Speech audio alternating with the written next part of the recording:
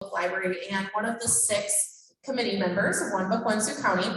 I have been looking forward to this evening for a very long time, and I'm so excited to welcome each of you, and really want to especially thank you for just coming out on a night where you could have been somewhere else. It's a really busy week, I'm sure, for all of you, and also just for being a part of our book clubs and our events and reading our selections that we've had over the years. So as I know you are all highly anticipating our main event for this year, featuring Tosca Lee, author of The Line Between. If you haven't already spoken with one of our other One Book, One Sioux County committee members, I want to make it abundantly clear that this selection was made pre-COVID-19, although someone just pointed out to me that maybe there was some word of it in China. I didn't remember that, but when this book was first shared, I was really hesitant because it sounded more sci-fi than was really up my alley or the readers in my community. We don't have a ton of people that are huge fans of sci-fi, but after accepting the assigned task to read this book as a potential selection, I simply could not put it down. It was written in the manner of a fast-paced thriller, making the strange and unknown seem so very real.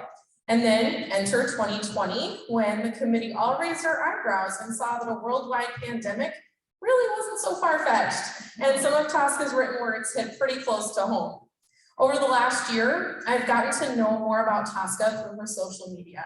She amazes me with more plugs for her author friends than for her own books, and I've enjoyed videos of her dog Timber, which she may or may not mention, and caught some glimpses of her sweet mom while they baked cinnamon rolls in her kitchen together, a variety of interactions with her husband, who she lovingly refers to as Farmer Brian.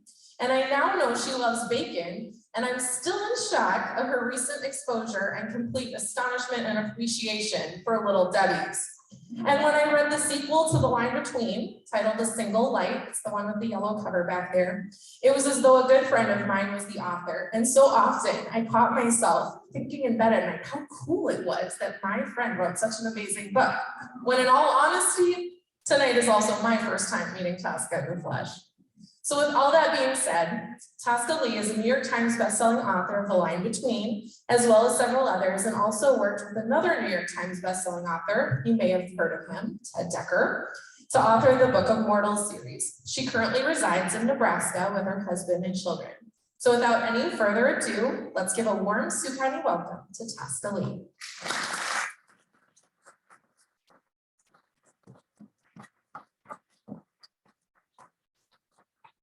And I brought my favorite Little Debbie's for you.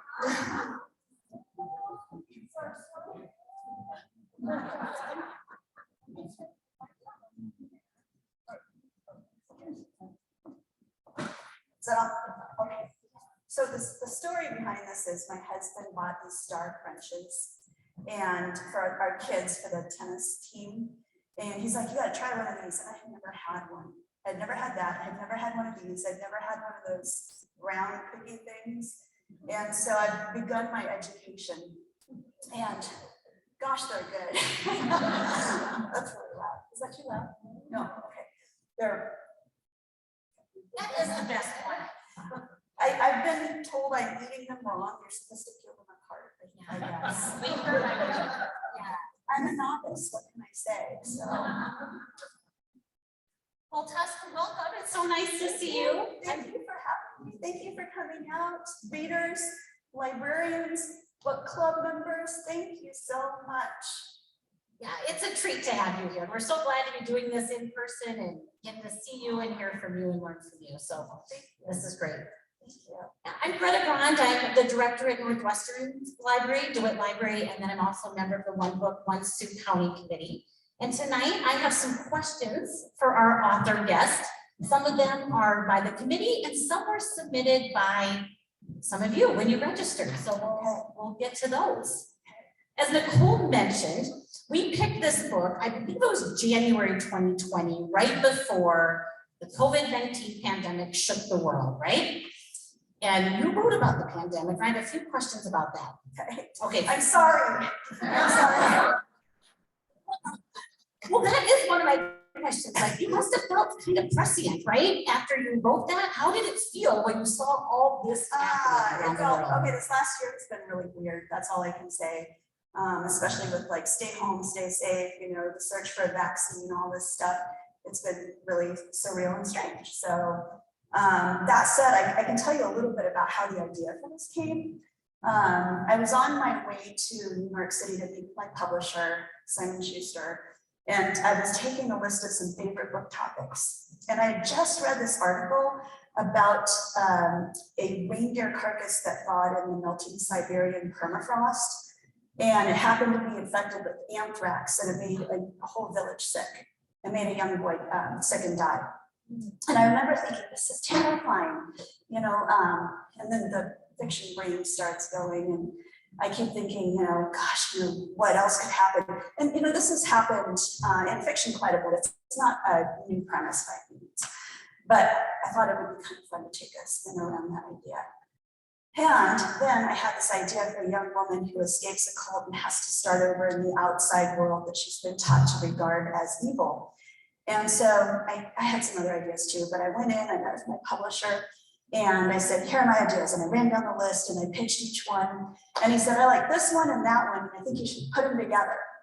And I was like, what are you on, man? Because I just thought the cult one and the pandemic one, how is that, you know, but I'm a good little soldier. So I went home and I started writing and took a stab at it. I named the main character after my stepdaughter, Wincha. I have 4 stepchildren, and off I went. So that's how it came to be.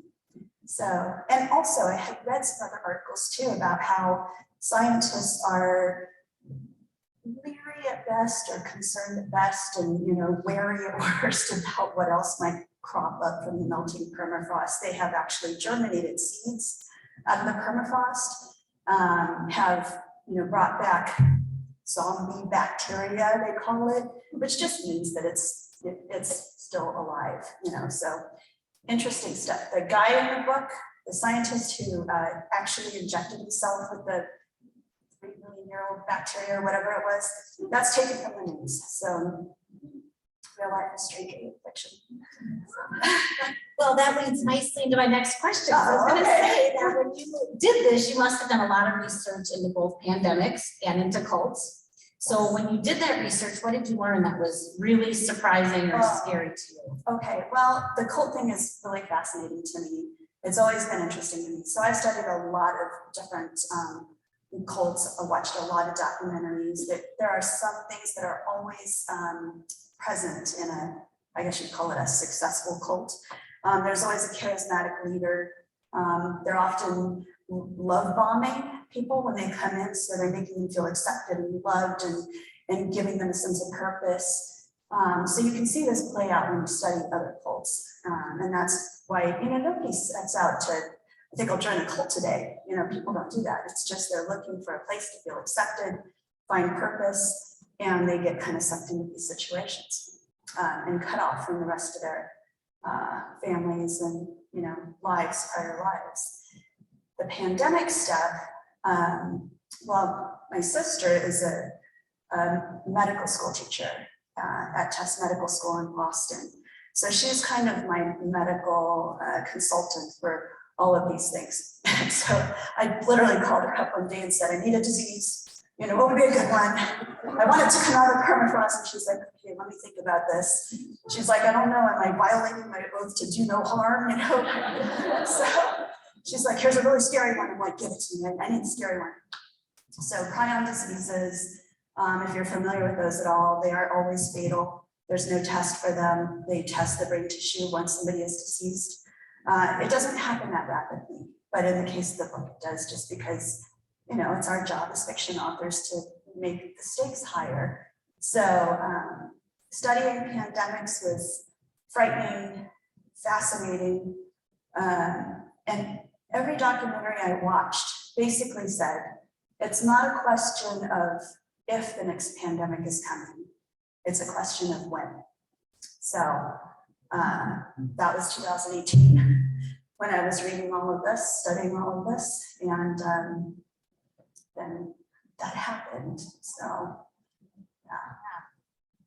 So a number of your books have a faith element. You write about people from the Bible times and things like that. In this one, you kind of explored a darker, more negative side of faith. Can you talk about that process a little bit? Yeah, so with the cult aspect, okay, so back up, I have written about a fallen angel telling the story about time before creation up through the history of the world to the present time. That was my first novel. It's called Demon, a Memoir. It sounds scary, it's not a memoir, it's a novel. I've written the story of Eve, which is very close to my heart. You know, as novelists, you never have a favorite book. It's like asking if somebody has a favorite child. You know, you've got the one that was easier, the one that's a little more difficult, or the, you know, whatever. But Hava is pretty close to my heart. And Hava is the non-transliterated name for Eve. So if you're speaking Hebrew, you would call her Hava. And I wrote about Judas Iscariot and the Queen of Sheba. And then I switched to thrillers.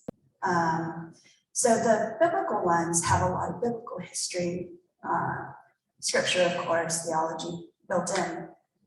The others, like this one, this is a story of, you know, spiritual abuse, of faith turned on its head, of a religious situation that is not the way it should be. And it's the search for grace and beauty in the world as the world is falling apart and turning ugly around you. And the second book, A Single Light, is it's this idea that it takes one person, one act of beauty, one act of kindness, one act of heroism to change the course of history or to change the course of a community. And I really wanted, even though these books are kind of dire and kind of apocalyptic, I wanted them to be filled with light and hope. And that was really important to me because so many books that are apocalyptic in nature turn very dark. And so I really want my books to be not just entertaining, but something that leaves you feeling hopeful at the end. Because we're reading for inspiration, we're reading for entertainment. I don't want my readers to feel like, oh, I feel gross now that I read that. I want you to leave feeling inspired, so. So after escaping the new, and for anyone who hasn't read the book, there might be some spoilers. That's it. Okay. But after escaping the New Earth cult, Winter has to learn to work a smartphone, TV, drive a car. Explain how you imagined her adjustment to the modern world. Yeah, you know, so I think a little bit back to growing up. I grew up in the 70s. And I think that's why I loved books so much because, you know, we didn't have video games, we had Pong. Remember Pong, you know, just that ball kind of, so we didn't have all this stuff. I lived for Fantasy Island when it came on. If my parents didn't realize it's my bedtime in time and I could watch most of it.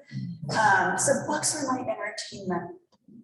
And tell me the question one more time. How do you imagine her adjustment to the modern world? Okay, so I think back to that. I think back to how things were different then. And along the way, you know, we've adjusted to having, well, we had pagers, remember that?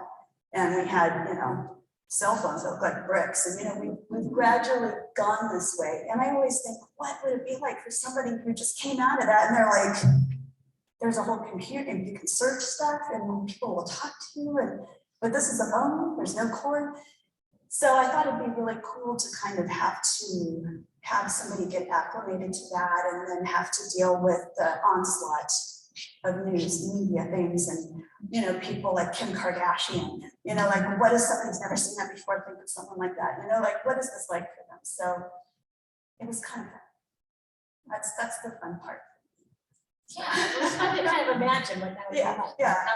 Well, she does kind of have a hard time adjusting in the book.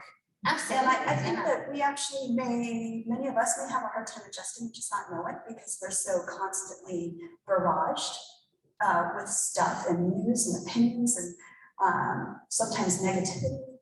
So yeah. Yeah, that really struck with me how she really took on like the tragedies in the world from the news and how she was just so like, how do you go on doing all this all the time? Yeah.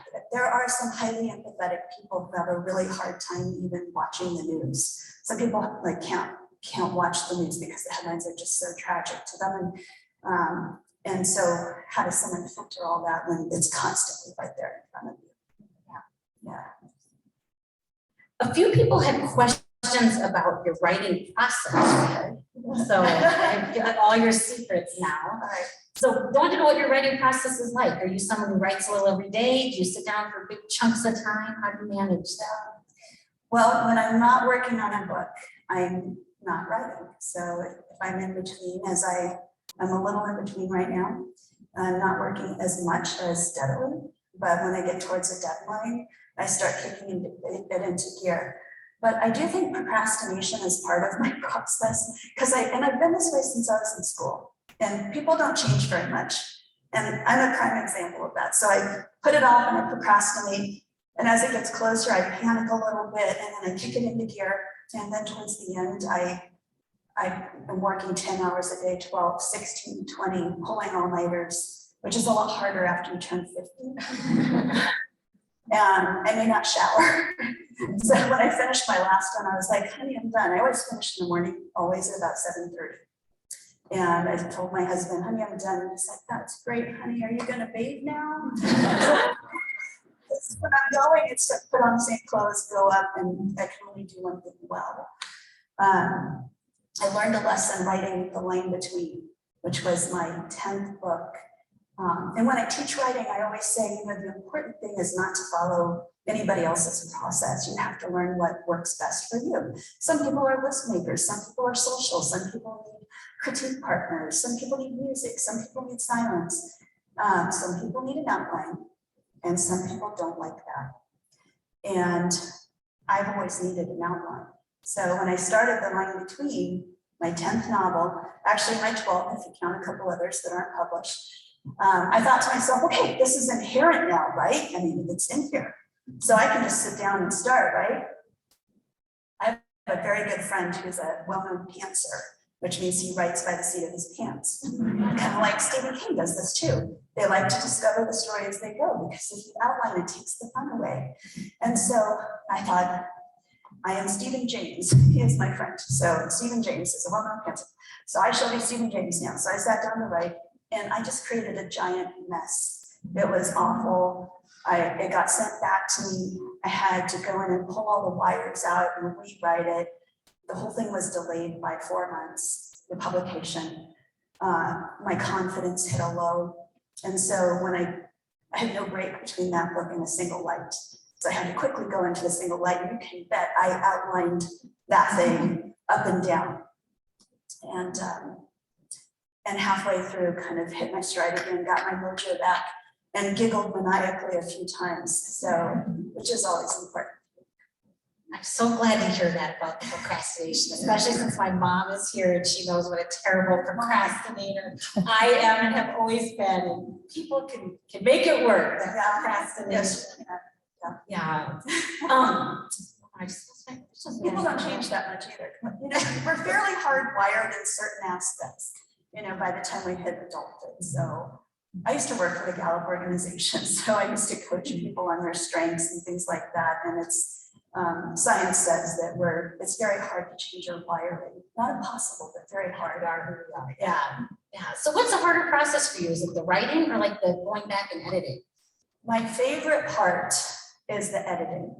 When I sit down to write the rough draft, you ideally like to think that you're writing in this like euphoric state of flow, and it's, and every now and then you have a few minutes like that.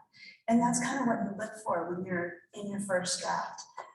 But most of the time it's like pulling your fingernails out with pliers. It's kind of like, and then you write something and you're like, oh, that's a stinker. I've literally copied some of my sentences before and sent them to other author friends so they can mock my sentences, because I'm like, I know that was bad. So, you have to be willing to deal with imperfection and some ugly writing in your first draft. And I like the editing process because that's where I can go through and say, this part's boring, we're gonna throw that out.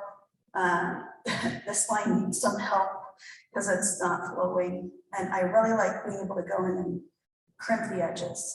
But I always call writing the first draft getting the clay on the wheel, because it is, you gotta get it all on there first before you start shaping it. And it is messy. So I don't like the messy part, but you gotta get through that.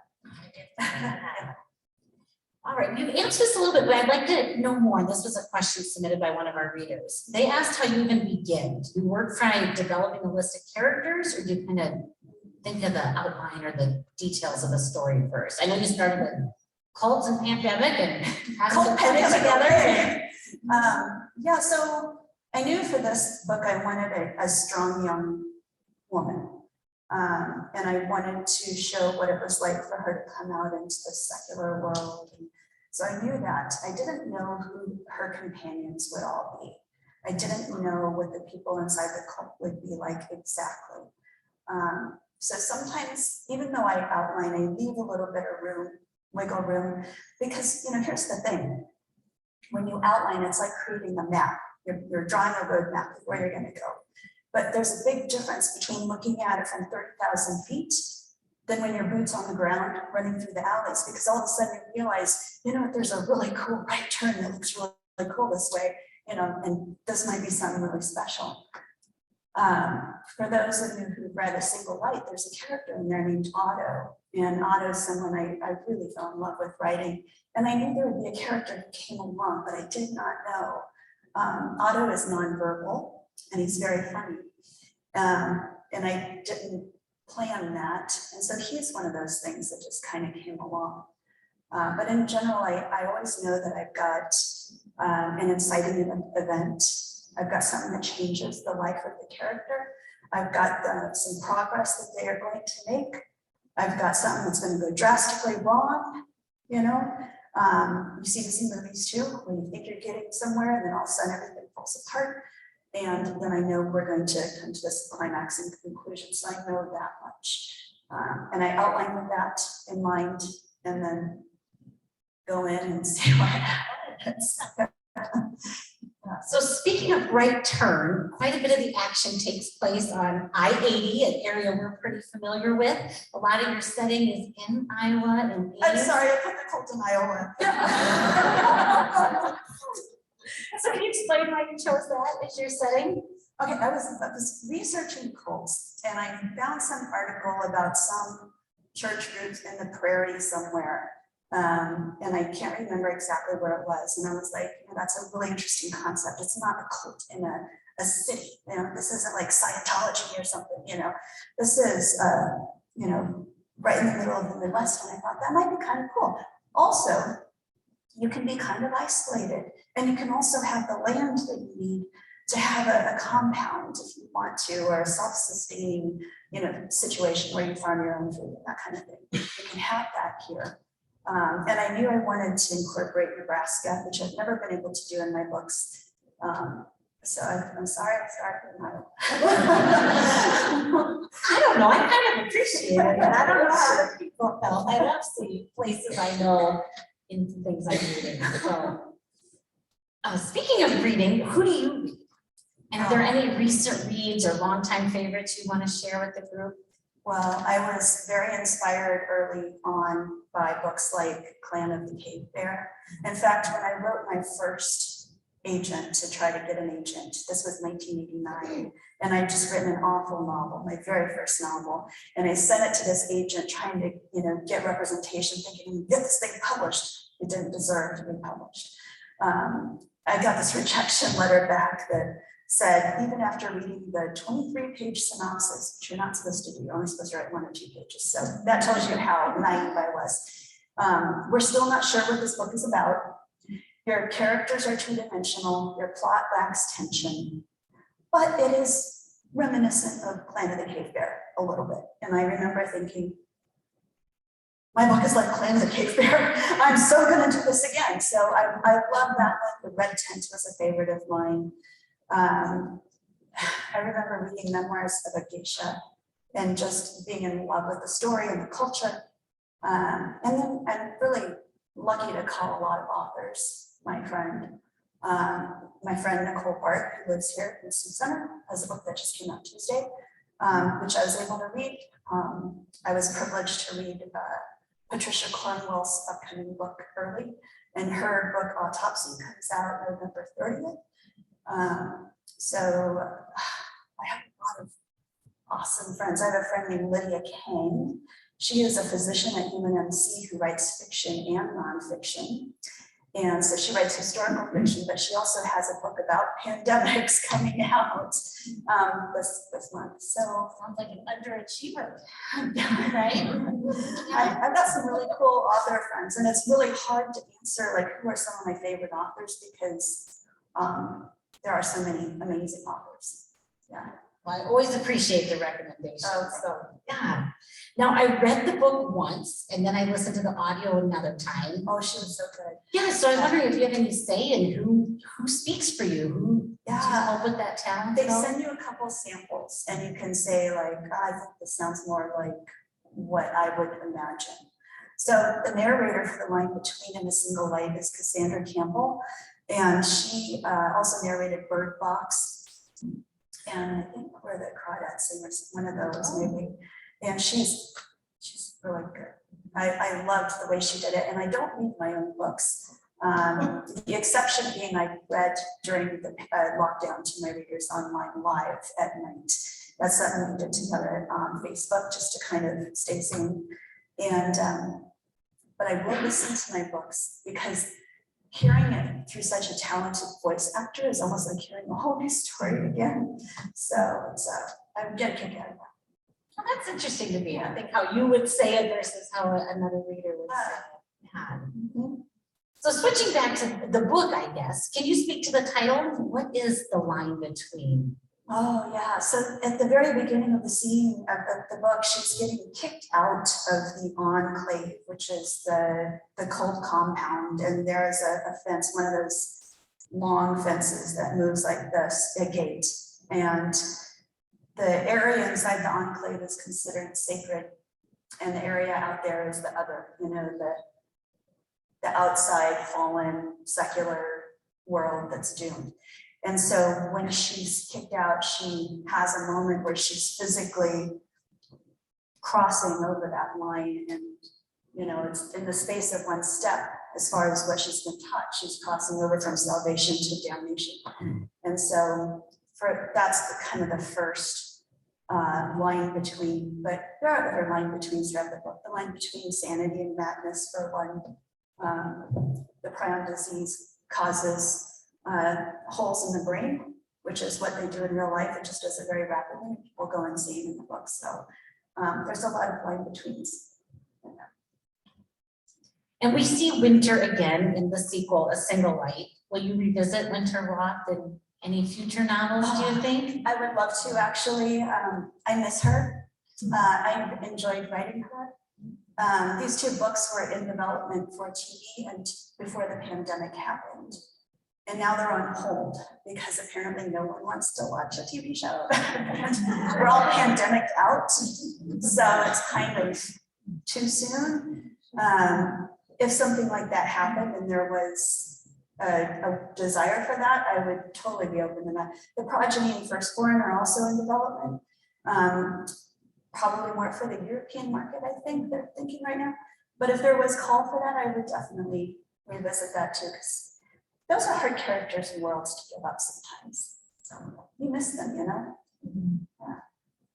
Do you have any other collaborations planned? We know you worked with Ted Decker on a few books. Any other things like that in the works? Yeah, I just finished a rewrite on a World War II book about the Bataan Death March. So this is the story of 3 young teenage boys who come from Mobile, Alabama, and go off to the Philippines before Pearl Harbor happens. And then Pearl Harbor happens. And in the Philippines, what happened within hours after the Pearl Harbor attack was that the Philippines was also attacked. And it plunged the Philippines into war.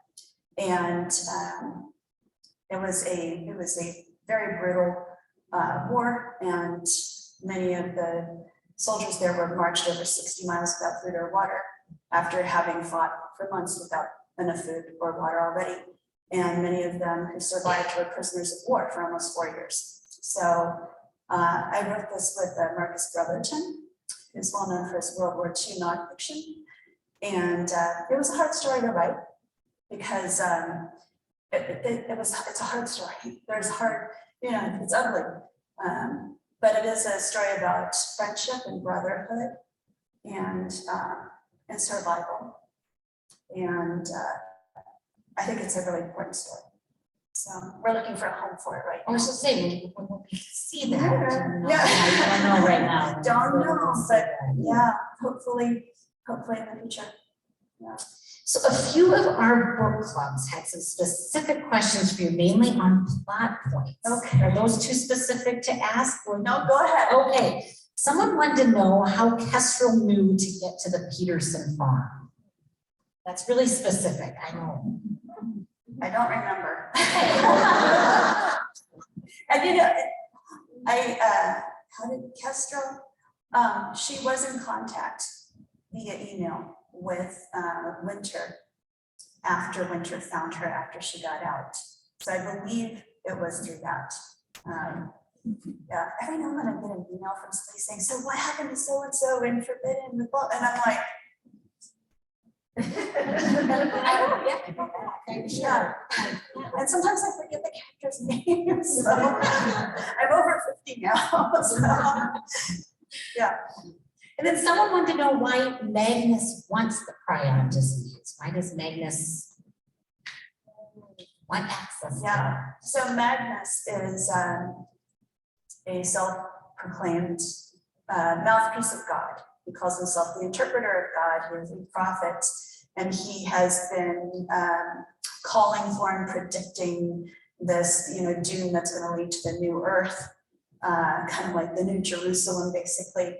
And this prion disease, if it can wipe out the rest of the earth except for the sacred enclave, which is protected and self-sustaining, that will make his word come true. Also, well, I don't want to give away too much of it. He's found a way to protect himself so that he will look like, he is exactly what he's purported to be. So that's why. And one other specific one about the plot. That was about how the attack on the power grid by the Russians fits into the story. This morning when I was getting ready to come here, I'm listening to is it NBC, the night news with Lester Holt or whatever. Okay. Yeah. And he was talking about a recent attempt on the power grid. It's on ABC News, actually. You can look it up. And so there have been lots of attempts on the power grid, actually. And I read a fascinating book, I think it was Ted Koppel, called Lights Out. And it's about the vulnerabilities of the electrical grid. As novelists, it's kind of, our job to raise the stakes and make things harder for the main characters. And so having a pandemic is one thing, but dealing with a pandemic without the ability to have, life-sustaining equipment or enough gasoline or goods coming into the port, does that sound familiar? Makes everything more difficult. And so for me, it was a way to raise the stakes and make it more dire. And it's not just because we're, sadistic as authors. Raising the stakes is a great way to move the plot forward. But when you have a disaster story, the appeal for me at least is that in the busyness and noise of our everyday lives, all of a sudden that goes away. Because when there's a disaster, there's only one thing that matters, and that's survival of not just you, but your loved ones. And so the very basic needs only, and everything else falls away. And I think that's kind of the appeal of the disaster story. So you do a ton of research. Do you do all that, or do people help you with that, or is that's all you? In my fantasy life, I'd have people who help me, but the problem is, but the problem is if I don't do it myself, then I'm not absorbing it. So I need to find it and absorb it myself. I have a hard enough time retaining all the information. So, I have to keep detailed notes and detailed records, but I have to do it myself or I won't learn it. Do you like that part? I think that would be a really fun part. Yeah, if you would have asked me in theory, I would have said no, because I don't consider myself a very good learner. But I've spent a lot of days just rabbit holing all over. When I was writing Iscariot, it's my first person story of Judas Iscariot. I spent a whole day, I'm not even kidding, a whole day researching first century public latrines. And I used it for half a sentence and one tiny mention in the book, but I was like, I gotta know how this works. How did this work? What are they use as toilet paper? How did this, I needed to know. The answer is a sponge on a stick, by the way. You didn't get your own either, so yeah. But so when you're writing, and the thing is, when you're writing books like this with research or historical stuff, my first draft for Iscariot was over 900 pages. Because there was so much fascinating stuff and I was trying to put it all in there. And, I learned through that process that, the emotional connection with the characters is the most important. That's the paramount thing. That's what draws us in as readers. And the other stuff is there to bolster that and support it. But it's important that the authors know far more than what they're really putting in there. Because even if you're not saying it explicitly, it still finds its way in a little. So even though I didn't come out and say, this is the latrine, and here's, it still made itself into one little, thing. So, but I do pride myself on my research, and that's something I've become known for. That's very cool. So to you, what's the most rewarding part about being an author? Readers. It's being with readers. I loved reading. I don't want to get emotional. I loved reading growing up.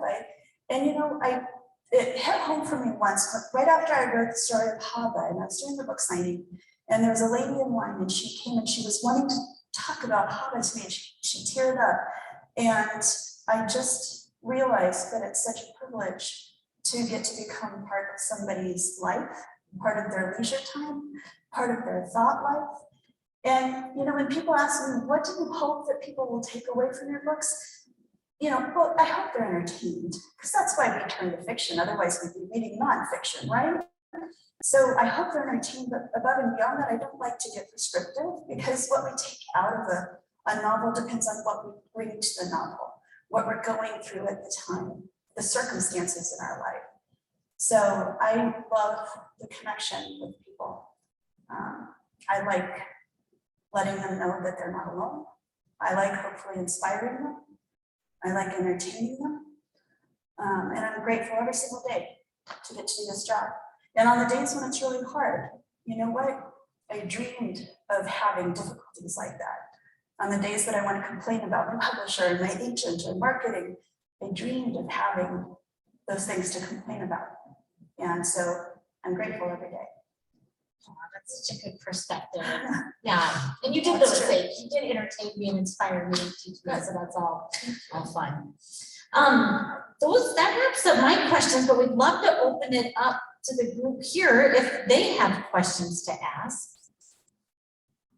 Oh, we'll start here and then we'll head to the back. No, let's go for it. If you were going to cast these two characters, who would you pick? Oh, that's so hard. Can I repeat the question? Yeah. I'll go ahead. If you were going to cast these two characters in a movie, who would you cast? Who would you choose? So, from the line between? Yeah. Winter and Chase? Yeah. So Chase is kind of a mixture of ethnicities. So it'd have to be somebody with a mixture, and that was kind of personal to me because I'm biracial myself. Winter, I don't know, and I don't picture actors when I write characters. I've only done it once or twice. When I wrote Hava, the story of Eve, I pictured Shamar Moore as Adam. Do you know who that is? He's in SWAT. Everybody's Googling Shamar Moore. And then I pictured, when I was writing with Ted Decker, we did cast a couple characters just so we were on the same page, because it was a really easy way to say, okay, this person's this. But if it were up to me for something like The Line Between, I would want to cast some lesser known or unknown actors, like a fresh slate, right?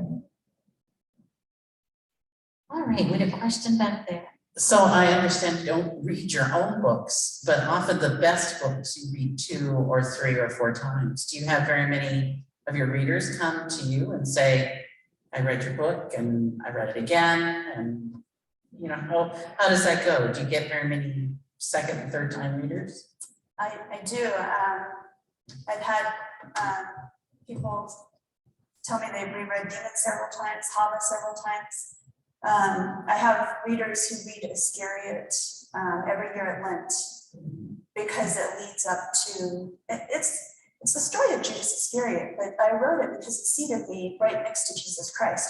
And so I'm telling the story of Jesus Christ through this viewpoint of someone next to him who was often confused by his actions, or often, thought he should do this when he did that instead.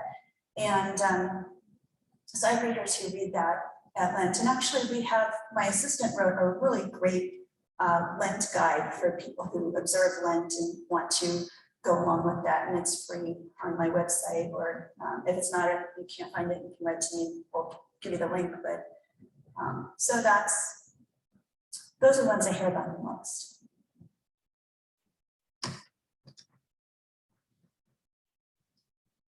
Which is your bestseller? Oh, I don't know, because I don't always get the numbers until at least 6 months later on. I would say maybe Iscariot.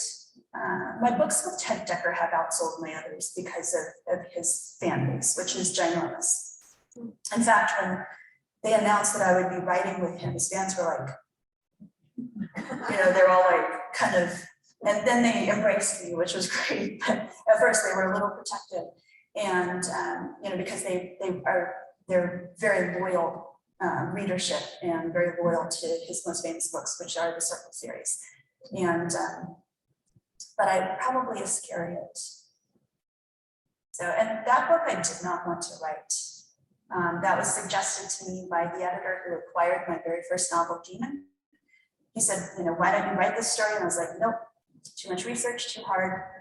I will get, criticized up and down and, beaten up by people. And I couldn't let go of it. And I was working for Gallup at the time, and I was in New York City and consulting. And I was at dinner by myself, which I often was. And I was at a table with the paper. You know how they put the paper sometimes on top of the fabric tablecloth? That's irresistible to somebody like me if I've got a pen. So I was sitting there with my pen, and I realized I had outlined the scene between a young Judas and his mother, because we don't think of Judas as a boy, ever. He's frozen in time as an adult to us. And I just remember thinking, oh, no, I'm a goner, and I tore it out. I shoved it in my purse, and I called my agent the next day, and I thought he would talk me out of it, hopefully. And he said, I can't think of a better person to write it than you. And I put it off a little bit longer. And I finally went into it with a lot of fear and trembling, really, really nervous about it. And then finally just kicked it into gear and did it. And then it won Christian Book of the Year for fiction following year. I'll never forget that. I was sitting on my floor, I was single, sitting on the floor eating do you have Amigos around here? No. Oh, Amigos is this fast food Mexican chain that we have in Nebraska. And I was sitting on the floor with a plate of soggy nachos from Amigos when my publisher texted me and said, Iscariot just won the gold medallion. And I was like, I had like a soggy nacho halfway in my mouth. And I was like, so that's the glamorous life of it all. Got the red carpet. No, that awards banquet was going on and I wasn't even invited. So he was like, you won, and then he sent a picture of the plaque, which is this beautiful black marble thing. And I'm like, well, do I get that? Like, because he took it, So Did you get it? they finally sent me one like a long time. Yeah, it's not, but soggy nachos is kind of par for the course, Yeah. Other questions out there? I had a question about the spread of your disease. You had it as a prion disease. I know a little bit about them. But then you had what seemed to me to be not quite plausible. You had it attached somehow to the influenza virus. Can you tell me if there's any biological reason for that? As far as I know, as a biologist, I've never heard Yeah. of hijacking influenza viruses? Yeah, so normal prions are spread by ingesting things like spine or brain matter, which we did have somebody do, because some people like to eat pig's brains, and there's somebody eating pig's brains in the book of an infected animal. But in this case, the prion agent that was in the melting permafrost was a virus that caused misfolding of the proteins. So it's a little different. It was, engineered for the story. And then it did what so many viruses do, and it recombined with another virus. In this case, it was a flu. So, and that was because, once again, what do? We make the situation more dire. So, yeah. So this is not your traditional prion by any means, but it's a prion agent that causes the folding of the proteins. You said you used an outline when you wrote it, but do you know at the beginning of your book what the end is? Not always, no. I didn't, and let me think for a minute. No, I rarely do actually. I'm thinking of Iscariot, the progeny, firstborn. No, I often don't. And in fact, when I'm writing duologies like the progeny and firstborn, if you read the progeny, pick up the second one so you have it handy. Because I grew up in the era of Who Killed JR, remember that? And we spent the summer wondering, and they brought in like experts in TV who would speculate who shot JR, not who killed, who shot JR. And we were all in suspense, and it's so cool. And I think that's cool, but apparently a lot of readers don't think that's cool. You end with a cliffhanger if the second book isn't out. So, and this terrible thing happened. The second book got delayed after the progeny came out. It was supposed to come out 6 months after the first one, and it came out a year later. But they are both out now, so it's safe to read the progeny. I did not know I would end with quite that kind of cliffhanger. But I thought it was fun. So, and a smart outliner, which I outline, but only to a certain extent. A smart outliner going into a duology or a trilogy would outline all the books probably. I don't do that. I write myself into a corner with the first one. And then the second one, like Firstborn, I suddenly had to figure out how to take down an underground cabal, a secret society, and I had no idea how to do it. I had written myself into this corner. And so again, with the line between and a single light, I kind of knew that they might head the direction they did towards the end of that book, but I didn't know exactly how it would go down. And then I wasn't sure exactly how I would land that plane for the second book. So I have some bare bones, and that's about it. I have a paper clip and some duct tape, and I got it. But I just, as long as I have a little bit of a roadmap, I'm good. Yeah. But I'm not Stephen James. I learned that. My question, here you go, Hey. is about the cult community that you created, right? And I'm just wondering, is there anything about that cult community? It's easy to demonize a cult community, but do you think there's anything about that cult community that's maybe better than a typical Midwest community today? Better, I don't know, but there are certainly communities that can definitely enrich the lives of people who belong to them.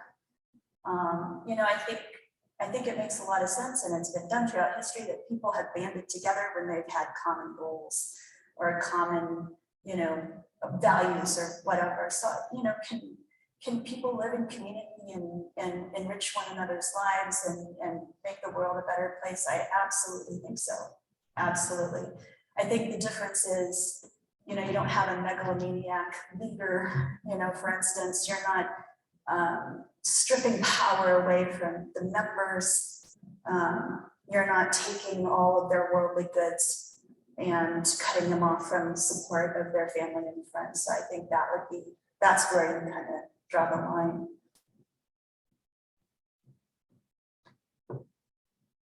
I have to confess, I read your second book this time because I listened to both of them, so I really do like the lady who read it. Yeah, And so, but your dedications, now I'm not sure if you've had, how does authors, I mean, where do you just, how does that occur? I love reading the dedications, I mean, to libraries, to family members, to friends. Yeah. How do you pick who you're gonna dedicate this book to, I guess? When I wrote Hava, because she's, Eve was considered the mother of all mankind, I dedicated that one to my mom.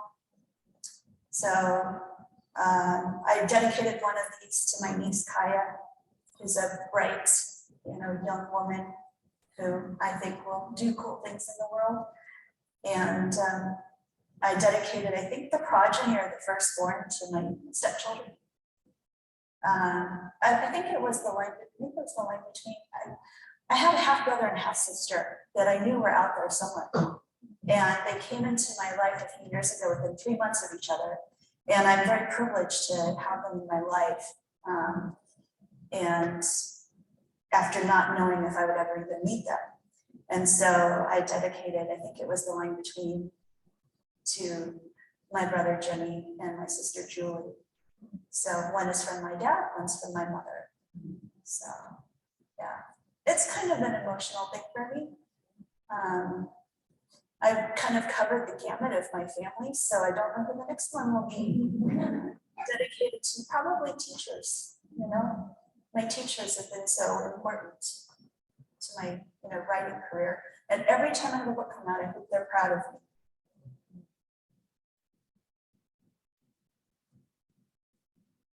I would guess they are. I think any teacher would be thrilled about that, wouldn't they? I hope so. Do you read your reviews and like if they're negative, how do you deal with that? I think that'd be pretty tough. Yeah, so remember how I said that I had to go in and pull the wires out of the line between? There was this terrible, awful moment. There's this thing called NetGalley, which it's a website where they upload books early for reviewers to come.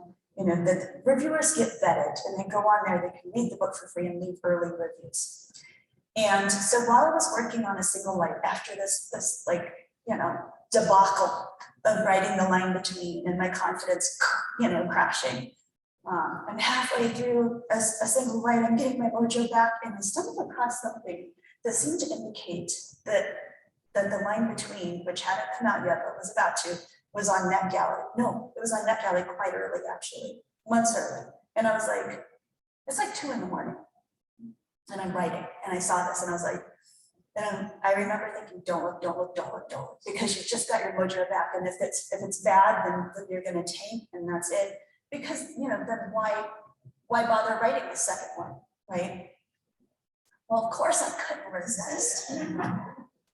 So knowing better, I went on there. Luckily the reviews were good. They were like, I stayed up, I couldn't put it down. I was like, and at that moment that I read those reviews, I literally got out of my desk chair onto my knees on the floor, put my head on the floor, and thanked God, because I was just that nervous about it. So I remember the first time I ever saw my first 1-star review on Amazon. It was for Teeman, and there's 2 kinds of reviewers. There are the reviewers who say this book wasn't for me, or I didn't quite like the ending, or it's constructive. And then there's the reviewers who are just mad and they're angry. And I read this 1-star review for Dean that said the book was written with the cleverness and wit of an inebriated 2-year-old. And I remember like the heat flushed onto my face and my heart started pounding like this, like when you go into panic mode. And that used to happen to me quite a bit when I'd see those. And now I understand that not every book is for every person. And if you see too many books with like all 5-star reviews, that's kind of suspect to me a little bit anyway. So, sometimes I go see what Dean Koontz got on his most recent, because what, he gets a few stinkers too, and that makes me feel better because he's doing okay. So, you know? And that person just published their comment on Amazon, you're publishing actual books, right? So. You know, I tell writers, you know, like when you see stuff like that, those people are telling you more about themselves than they are about you.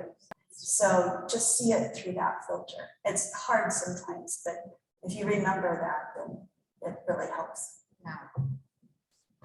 Any other questions out there? Yes, there's a couple over here that's like, One here, one there, one there.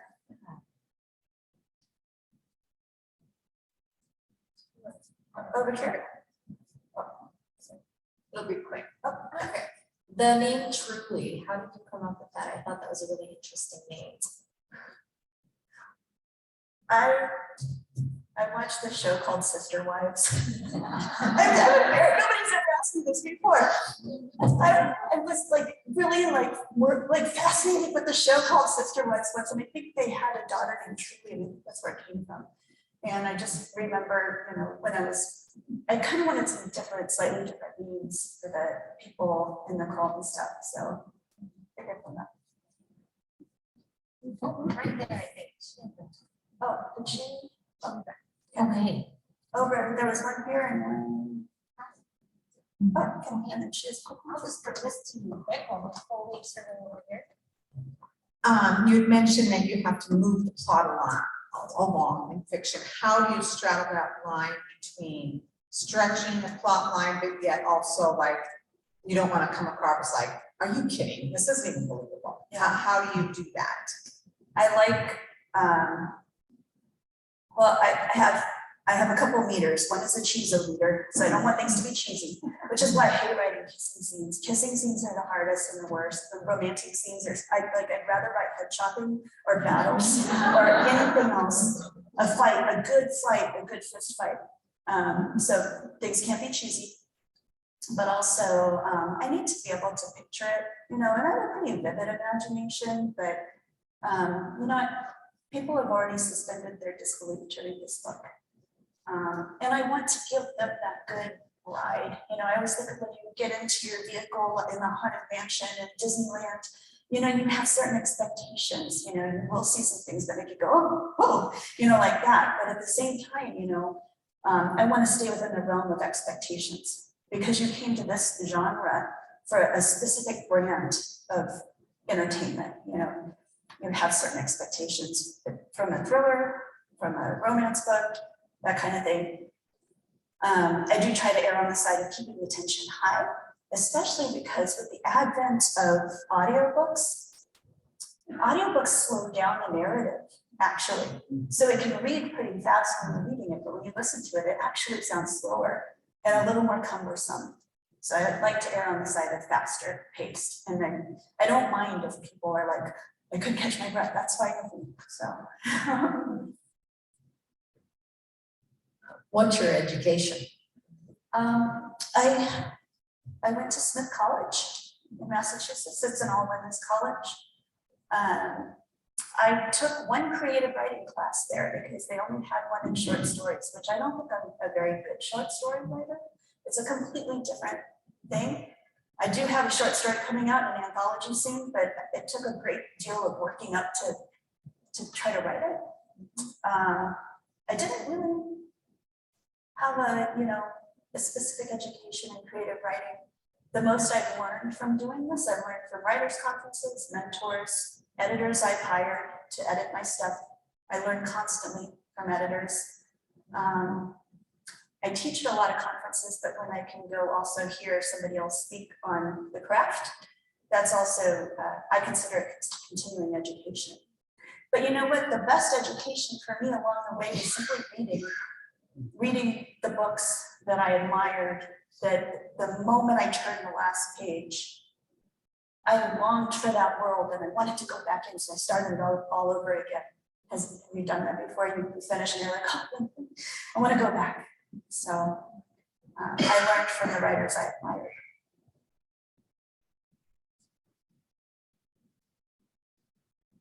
So first of all, I'd like to say I'm Sally with you in a few different ways.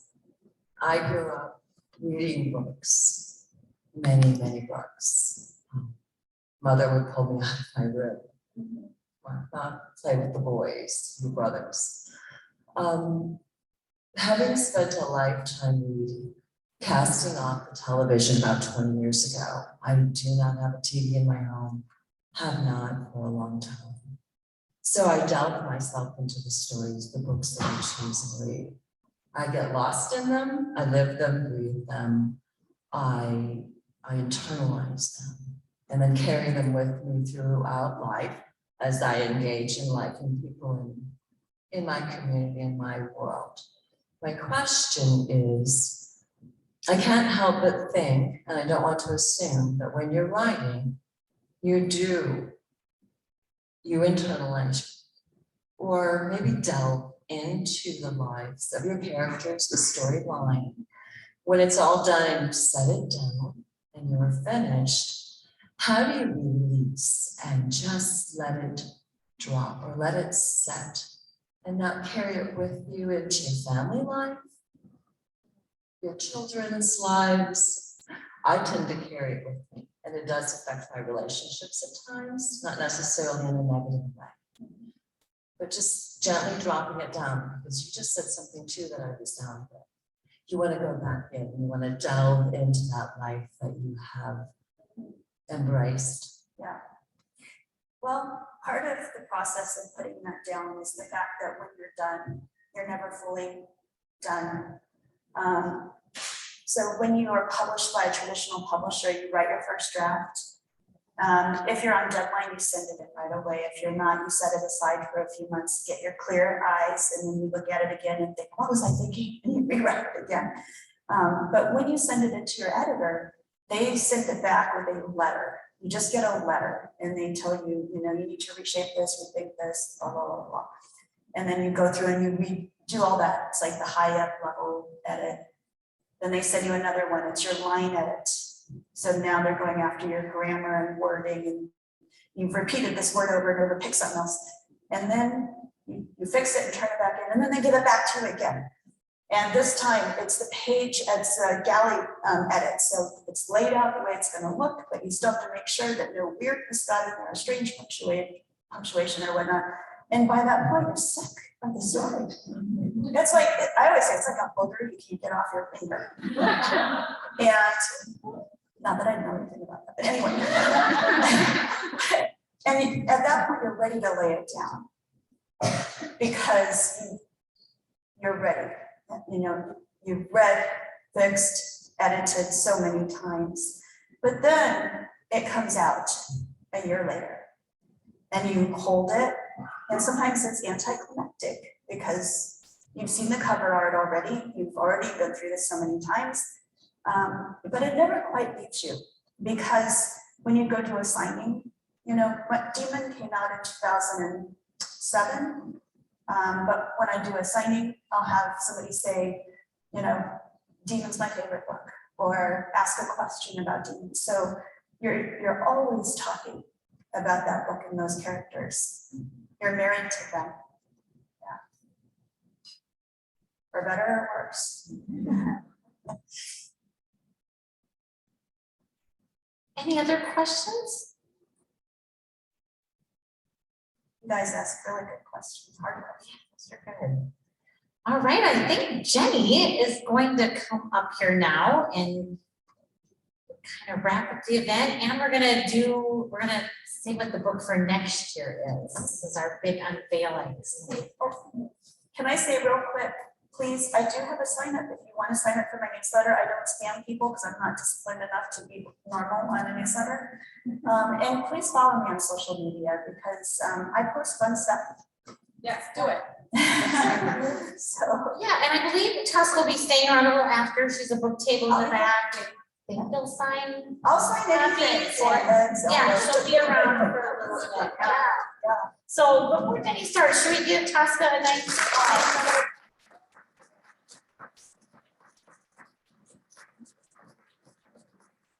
It will take me just a minute here to switch over the PowerPoint. We have some things taped under your chairs. This would be an excellent time to look and see if there is something under your chair. This is our Oprah moment. There's only 4 of you with things under your chairs, but 4 of you do have a little treat.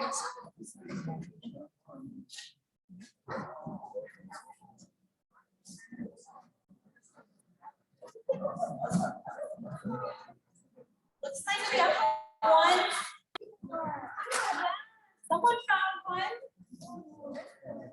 Oh, there's one.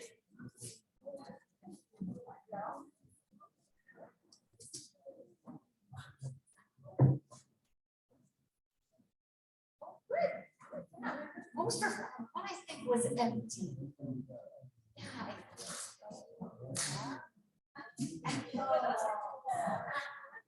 So my first round was not taped solidly, so we went back and taped it real solid. The first one falling all over the place.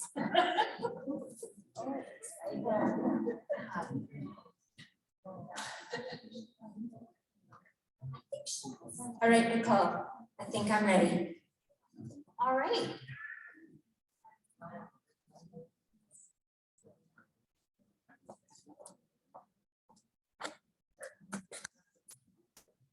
So I'm Jenna Green.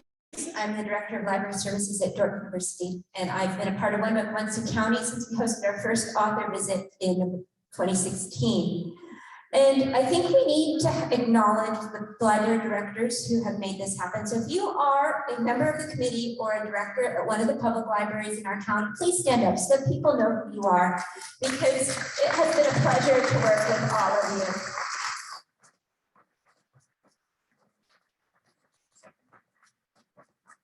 And since 2016, we've made it a tradition to announce next year's book at the conclusion of each main event.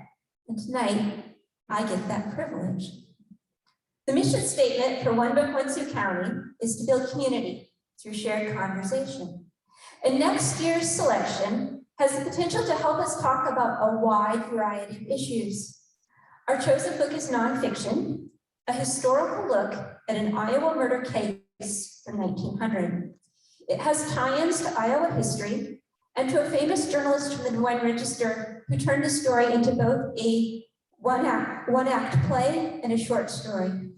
This book is going to help us think about criminal investigations, the legal system, the role of women in a rural setting, and issues of domestic abuse.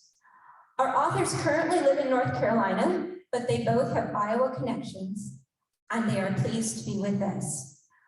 Our book for One Book, One Sioux County for 2022 is Midnight Assassin, A Murder in America's Heartland by Patricia Bryan and Thomas Wolfe.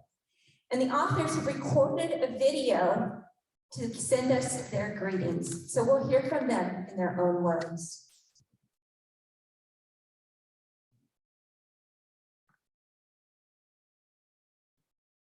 I'm Tom Wolfe. I'm Patricia Bryant. Patricia and I are the authors of Midnight Assassin, A Murder in America's Heartland. And we are very pleased that Sioux County has chosen our book as the One Book, One Sioux County selection for 2022. Although Patricia and I both live in North Carolina now, we are both graduates of the University of Iowa and have a connection to the state. Look forward to seeing you a year from now. Midnight Assassin tells the true story of Margaret Hassett, who was an Iowa.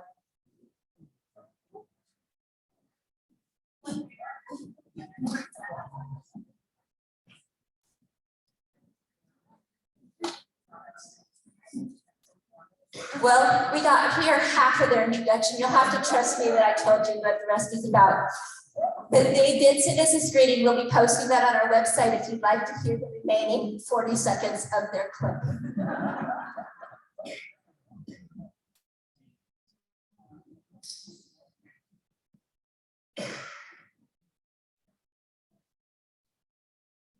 It's Midnight Assassin, A Murder in America's Heartland.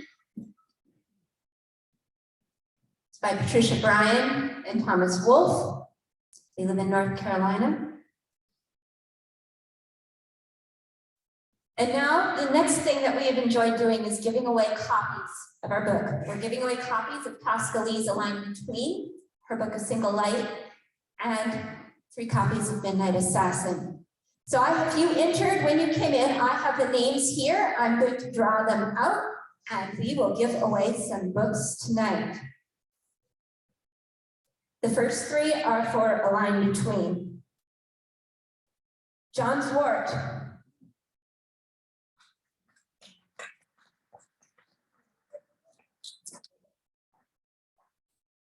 This looks like Marlene Dale. Is there Marlene? Oh.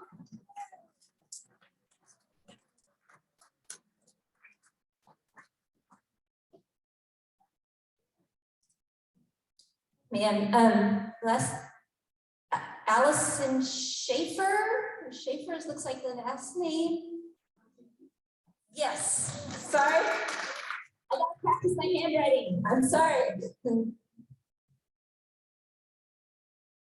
Darlis Viss. Oh, this is a single light.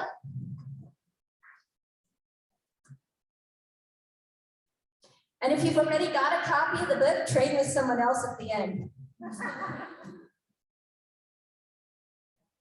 It's a blank.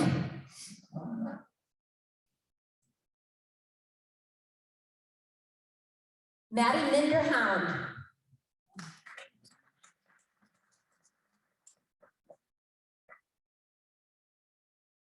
James Mahaffey. All right, and now we are up to Midnight Assassin, 3 copies. Emily Van Weerdhuizen.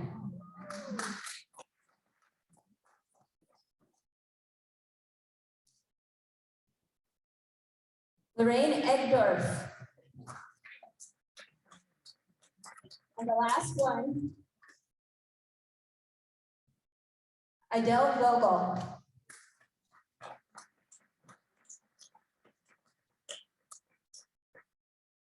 So next year, on November 3, at Northwest Iowa Community College, Tricia Bryan and Tom Wolf will be presenting Midnight Assassin.